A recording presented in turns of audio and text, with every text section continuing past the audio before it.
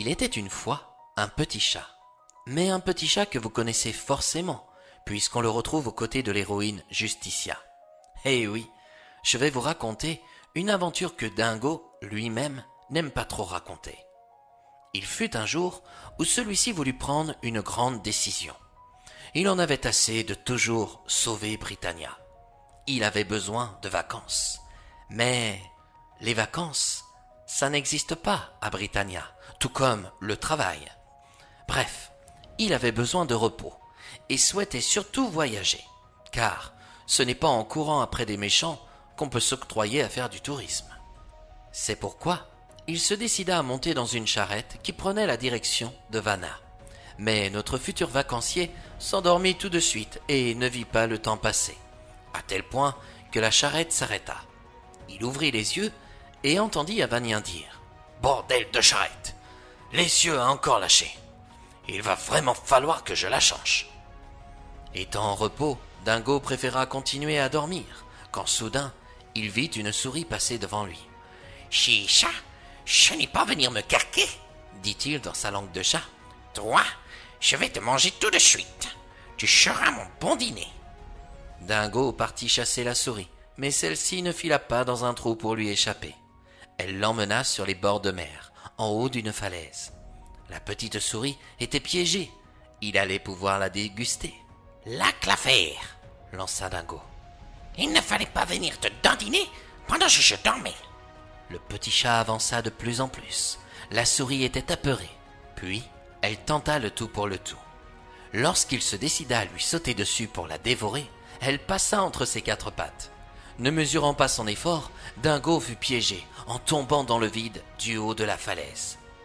On dit qu'un chat retombe toujours sur ses pattes. En ce qui le concerne, il était tombé dans une barque totalement vide. Que faisait-elle ici? Il eut la réponse quelques minutes plus tard. Des pirates sortirent d'une grotte avec de nombreux bijoux qui devaient valoir une fortune. Dingo se cacha derrière des sacs et se laissa emmener jusque sur la goélette de Jacques le pirate. « Pourquoi faut-il chercher le mal de mer? En tout cas, j'ai fini. Plus jamais je n'attacherai une souris en haut d'une falaise. » Jacques le pirate partit à la conquête d'un nouveau trésor avec son équipage. Avant de prendre la direction pour la mer du Nord, il offrit quelques heures de repos à tout le monde. Pendant ce temps, Dingo visitait le bateau des bandits.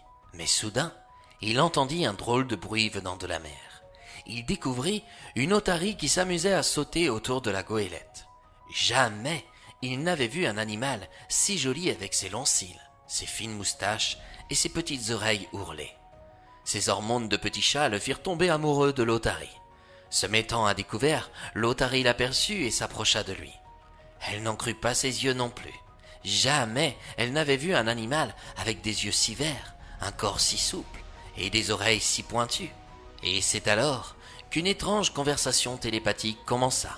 « Bonjour, je m'appelle Juliette. Et toi, quel est ton nom ?»« Roméo, mentit-il. »« C'est joli, Roméo. Viens, descends, ordonna l'otarie. Viens nager avec moi, mon Roméo. »« Je ne peux pas, rétorqua Dingo. Je ne suis pas un caton. Je ne sais pas nager. Et dans l'eau, je suis un minet qui râle. » Un énorme cachalot qui passait dans le coin entendit les jeunes amoureux. Cela lui rappela la première baleine qu'il avait rencontrée. Il se proposa alors à venir en aide au petit chat. « Je peux t'amener sur l'île des plaisirs, » déclara le cachalot. « Vous pourrez vous aimer autant que vous le souhaiterez là-bas. »« C'est vrai ?» s'étonna Dingo. « Bien sûr !» Se laissant mener par l'amour et voulant fuir ce bateau de pirates, Dingo ne chercha pas à réfléchir et sauta sur le cétacé.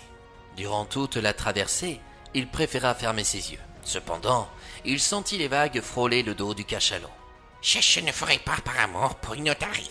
D'habitude, c'est pour des gâtes. Voilà, ça cange pour une fois. » Le cachalot s'arrêta avant d'arriver sur la plage et déclara « Voilà, petit chaton. Désormais, c'est à toi de sauter. Je ne peux pas aller plus loin, sinon je prends le risque de m'échouer. »« Sauter? Jamais de la vie !»« Tu dois sauter, tu n'as pas le choix. » Dingo voyait au loin sa Juliette, qui bondissait sur la jolie plage déserte. Elle était si belle. Il mit de côté son amour-propre et décida à sauter. Avec courage, il arriva sur la plage après avoir pris de nombreuses fois la tasse et craché l'eau salée qui rentrait dans ses petits poumons. L'otarie s'approcha de lui et se métamorphosa en une jolie femme. Dingo fut choqué par ce qu'il découvrait. Cette otarie était Mélopée. Pensant se faire disputer, il baissa les yeux et la jeune femme lui redonna son apparence de prince de Vanna, sous le nom d'Émeric. « Nous nous retrouvons enfin.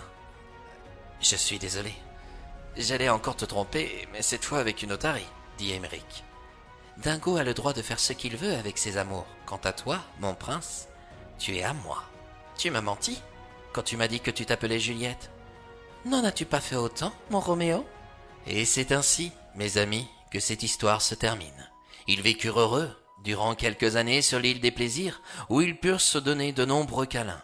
Mais un beau jour, ils décidèrent d'aller retrouver Justicia, car l'amour à deux, c'est bien, mais le goût de l'aventure, c'est encore mieux.